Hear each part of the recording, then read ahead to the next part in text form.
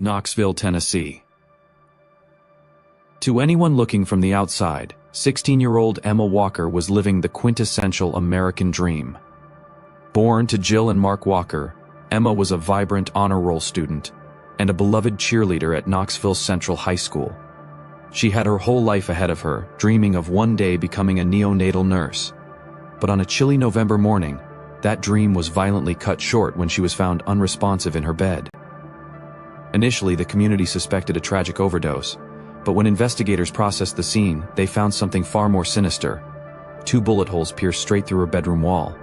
Someone had targeted Emma from the dark outside, and as the police dug into her life, every single sign pointed to one person, her ex-boyfriend, the high school football star, William Riley Gaul. Their story began like a teenage romance novel. Riley was a varsity wide receiver, 2 years older, popular and religious. When they started dating, they quickly became the school's it couple. But beneath the perfect surface, a toxic obsession was brewing. Riley's behavior turned deeply controlling. He would sneak into her bedroom window late at night, prompting her worried parents to install security cameras. Her mother even found terrifying texts from Riley on Emma's phone, where he called her abusive names and coldly wrote that he would look for her obituary. Emma was slipping away, her bubbly personality turning withdrawn. She knew she had to get out. But breaking free from Riley wouldn't be as simple as breaking up.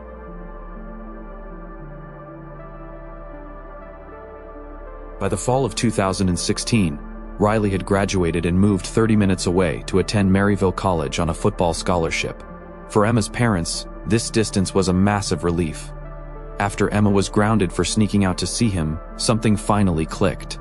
She confided in her friends that she was going to end things for good, but she warned them she had to do it gradually, saying she couldn't just rip it off like a bandage.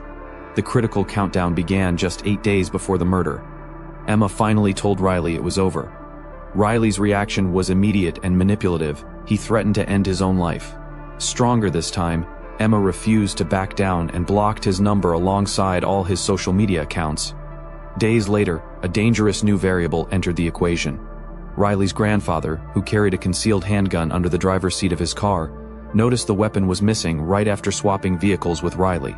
Panicked that his grandson was suicidal, he called Riley, who flatly denied knowing where the gun was. Riley's mother even searched his college dorm room, finding nothing. Little did they know, Riley hadn't taken the gun to harm himself.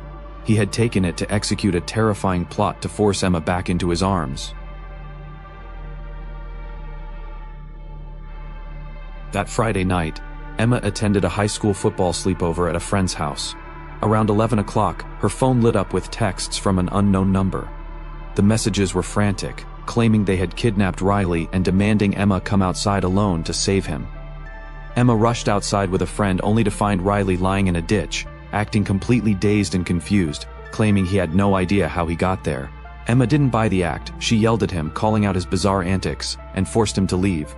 Later, digital forensics would reveal a chilling truth. Riley had purchased a burner app called Phoner that very day, using it to fake his own kidnapping just to play the victim and win Emma's sympathy. But the psychological warfare didn't stop there. The very next morning, Emma and a friend noticed a mysterious man dressed entirely in black walking through their neighborhood. Her friend immediately recognized the gait. It was Riley. When confronted over text, Riley swore on his life he wasn't there. Yet, his car was found hidden down by the community pool. Moments later, while Emma was home alone, someone began aggressively banging on her front door and trying to force their way in. Terrified, Emma text messaged the one person she thought could protect her, Riley. He arrived shortly after, having conveniently changed out of his all-black clothes into a t-shirt and shorts. He was setting himself up to be her savior.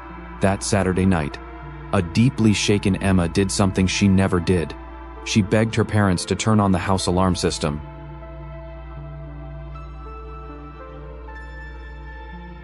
By Sunday night, Riley's desperation reached a boiling point.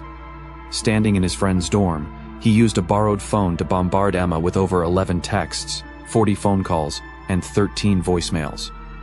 In their final conversation, Emma told him plainly that she did not care about the relationship anymore. Riley hung up. His obsession turned deadly. Cell phone towers tracked him driving from his college back to Knoxville around midnight. During the drive, he called his friend Noah and asked a chilling question. "Do you know how to remove fingerprints from a gun? In the dead of night, Riley stood outside Emma's bedroom wall. Having visited her room for over 2 years, he knew exactly where her bed was positioned against the outer wall. He raised his grandfather's stolen 9mm pistol and fired 2 shots through the siding. One bullet struck Emma just above her left ear, killing her instantly. The second went through her headboard and embedded itself into her pillow. Riley climbed the fence and fled back to his college dorm. Emma's father actually heard the loud bangs but assumed it was a car backfiring or a minor noise, seeing both his kids seemingly fast asleep when he checked. It wasn't until early the next morning, when her mother went in to wake Emma up for school, that she made the horrifying discovery. Her vibrant daughter was cold, blue-lipped, and unresponsive.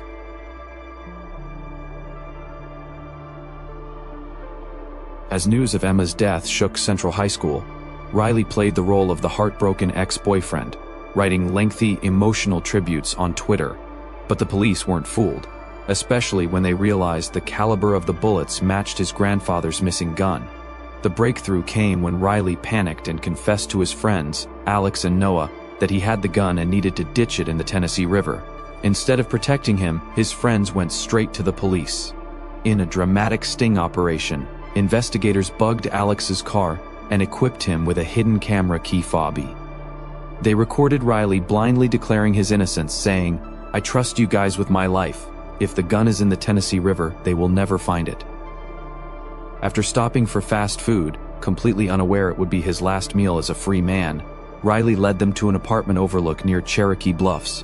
The moment Riley pulled the murder weapon out of a plastic bag to show his friends, Noah texted the police. Within 2 minutes, cruisers swarmed the vehicle, arresting Riley Gaul. At trial, his defense made a shocking admission. Riley did fire the shots, but claimed he only wanted to scare her so he could step in as her protector again.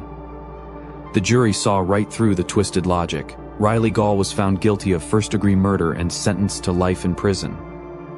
Though Emma was gone, Knoxville never forgot her.